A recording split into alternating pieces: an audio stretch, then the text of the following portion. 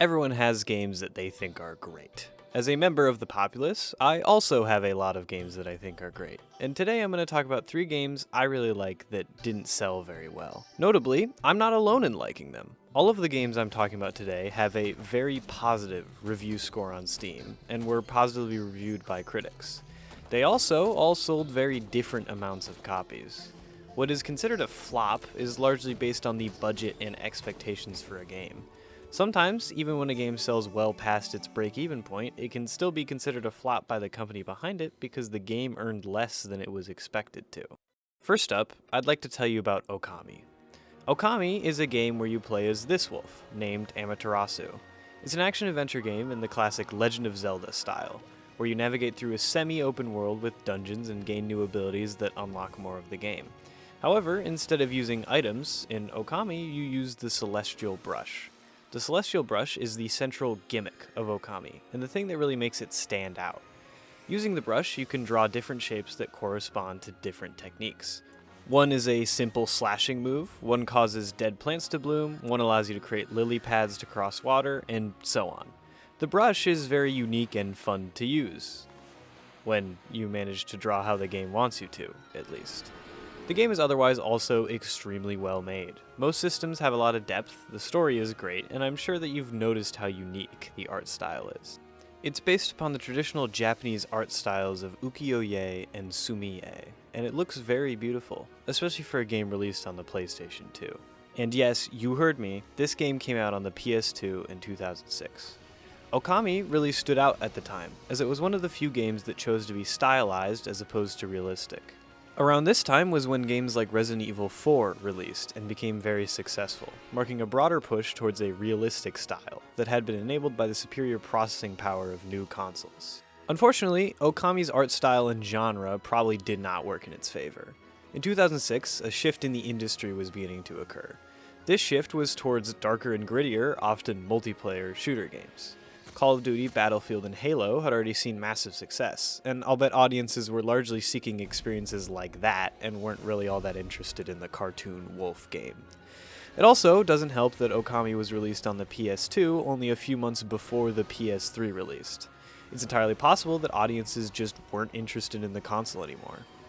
The game also suffered from a lack of marketing and had to compete with Twilight Princess the same year. Okami actually released before Twilight Princess did, but of course the latter had much more attention on it even when Okami had just come out. Now, part of the reason I've made this video is to showcase some games that I think should get more attention. And if you only play one game from this video, I think it should be Okami.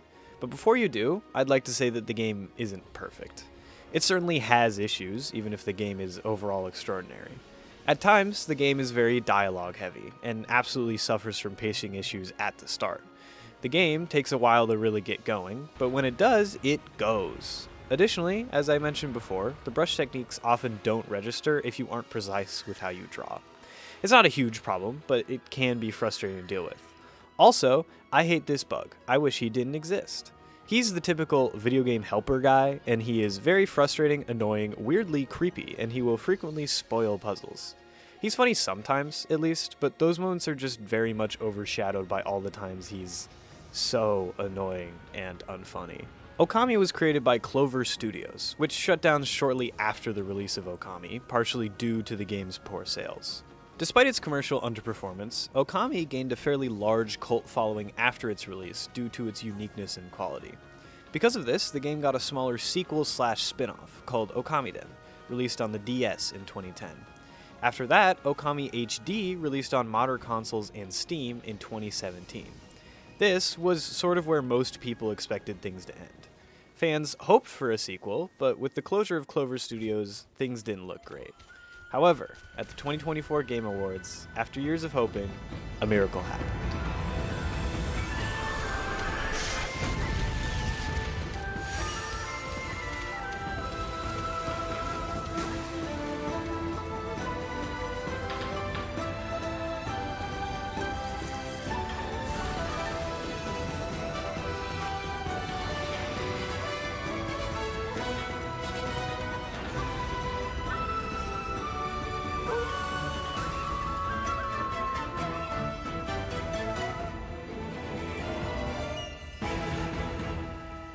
If you would like to play Okami, I'd recommend the HD version that is available on Steam and other modern consoles.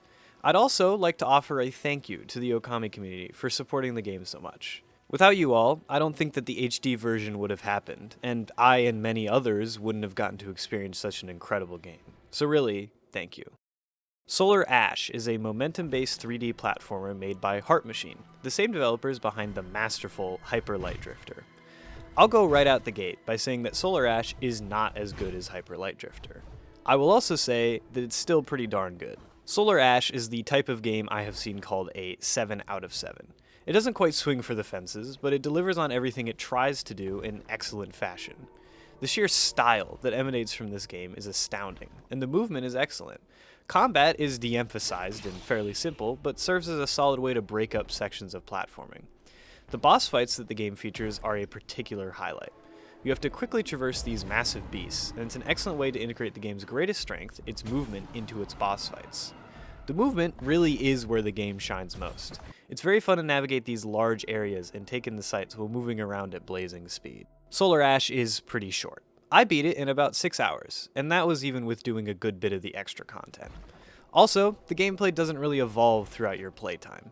You never get new abilities, and within the first hour or so of gameplay, you will have already seen the vast majority of mechanics the game has to offer. Now, this would be, and is, a bit of a negative, but the upside is that the core mechanics are very good. It would also be much more of a problem if the game was longer. But again, it's quite short, and so having a small set of mechanics is not a super big deal. Solar Ash is probably the lowest selling game featured in this video. Though no official word exists on how much it has sold, it's obvious it did not sell nearly as much as Hyper Light Drifter did. It's maybe not entirely fair to call the game a flop, but I do think it deserved more attention than it got. So, why didn't the game get much attention? Well, mainly, it had a very odd exclusivity deal. The game came out initially only on PlayStation 4, PlayStation 5, and the Epic Games Store, which severely limited its reach. When it eventually did come out on Steam a year later, I think the interest just wasn't really there anymore. Again, it's not as good as Hyper Light Drifter, but I do think the game deserved better sales. It's a fun, surreal, and concise experience, and if you were interested in anything I said about it, you should check it out. It's on Steam now. Marathon is a sci-fi extraction shooter. I'll bet you've heard of it. I'll also bet that you haven't played it. Marathon is the most widely hated of the games I'm talking about today.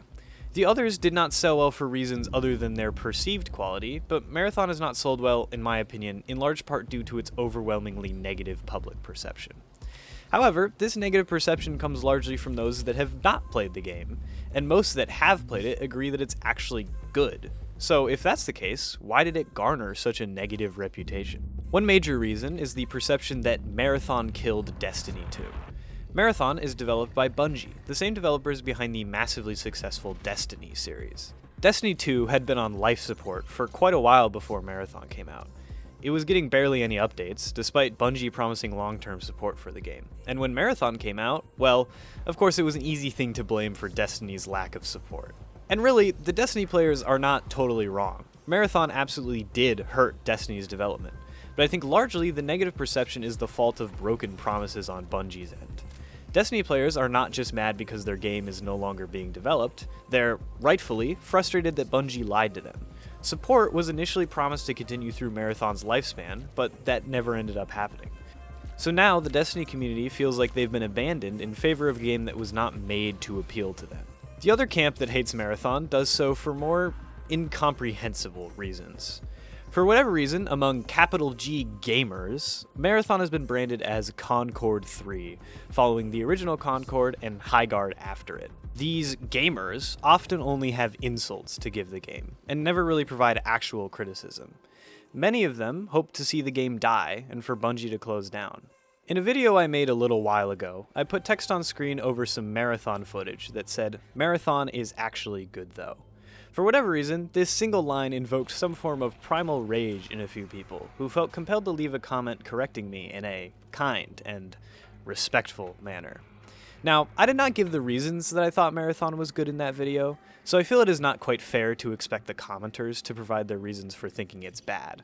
However, in other contexts, this lack of reasons for thinking the game is bad continues. The only thing many Marathon haters can muster is a mention of the game's low player count. which, as I hope this video is established by now, is not an absolute indicator of quality. More popular does not automatically mean better. Another common criticism is that the game's art style looks bad, which, I don't know about you, but I think this game looks beautiful and incredibly unique. I personally love the use of bright colors and dramatic lighting to create extreme contrast. And I think the 3D printed aesthetic and bright colors really emphasize the alien nature of the world you traverse. I'm also not alone on this. The art style is typically a particular point of praise for most people who have actually played the game. A lot of haters also talk about how the game is corporate slop and uninspired garbage created to make a quick buck. Somehow, the idea of the game being too safe and corporate, and the previous idea of the art style being too unique and weird, exist in tandem, with many people believing both, which I don't really understand.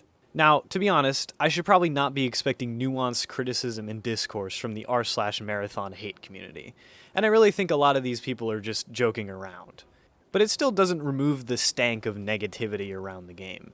Being a hater for fun still means you're a hater, and the amount of people like this that exist is just kind of exhausting. I think a lot of Marathon haters really just hate Bungie as a corporation, which, I mean, fair, but that doesn't mean that whatever they put out is automatically bad because Bungie sucks. It's fine to not purchase the game because you don't want to give money to Bungie, but even so, there's no need to hate on the game itself. It feels as though a lot of people have this negative bias towards the game and feel the need to justify it with whatever they can get away with.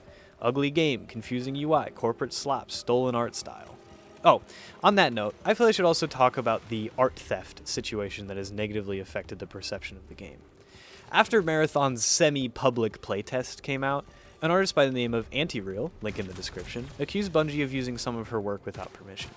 She stated that some of the 2D art on walls around the game was originally created by her and used without her consent. This turned out to be true, so her art was removed, she was compensated, and listed as a visual design consultant in the credits. Now, this was a huge error on Bungie's part, even if it was, as they claim, a single rogue employee stealing the art. But the claim some make that the entire style was stolen, rather than just some specific pieces, is not true. Inspired? Sure.